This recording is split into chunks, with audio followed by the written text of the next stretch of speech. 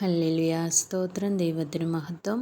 എല്ലാ ദൈവമക്കൾക്കും കർത്താവിൻ്റെ അതിപരിശുദ്ധമായ നാമത്തിൽ എൻ്റെ സ്നേഹവന്ദനം അറിയിക്കുന്നു.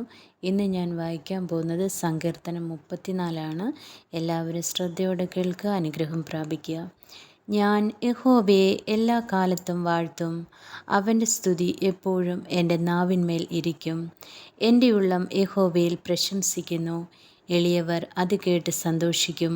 എന്നോട് ചേർന്ന് യഹോവയെ മഹിമപ്പെടുത്തുവിൻ. നാം ഒന്നിച്ച് അവൻ്റെ നാമത്തെ ഉയർത്തുക. ഞാൻ യഹോവയോട് അപേക്ഷിച്ചു, അവൻ എനിക്ക് ഉത്തരമരുളി. എൻ്റെ സകല ഭയങ്ങളിൽ നിന്നും എന്നെ വിടുവിച്ചു. അവങ്കലേക്ക് നോക്കിയവർ പ്രകാശിതരായി. അവരുടെ മുഖം ലജ്ജിച്ചു പോയതുമില്ല. ഈ എളിയവൻ നിലവിളിച്ചു, യഹോവ കേട്ടു. അവൻ്റെ സകല കഷ്ടങ്ങളിൽ നിന്നും അവനെ രക്ഷിച്ചു. യഹോവയുടെ ദൂതൻ അവൻ്റെ ഭക്തന്മാരുടെ ചുറ്റും പാളയമിറങ്ങി അവരെ വിടുവിക്കുന്നു. യഹോവ നല്ലവനെന്ന് രുചിച്ചറിവിൻ.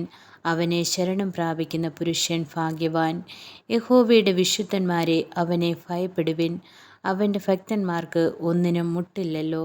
ബാലസിംഹങ്ങളും ഇരകിട്ടാതെ വിശന്നിരിക്കും. യഹോവയെ അന്വേഷിക്കുന്നവർക്കോ ഒരു നന്മയ്ക്കും കുറവില്ല. മക്കളെ, വന്നെനിക്ക് ചെവി തരുവിൻ. യഹോവയോടുള്ള ഭക്തിയെ ഞാൻ ഉപദേശിച്ചു തരാം. ജീവനെ ആഗ്രഹിക്കുകയും നന്മ കാണേണ്ടതിന് ദീർഘായുസ് ഇച്ഛിക്കുകയും ചെയ്യുന്നവൻ ആർ?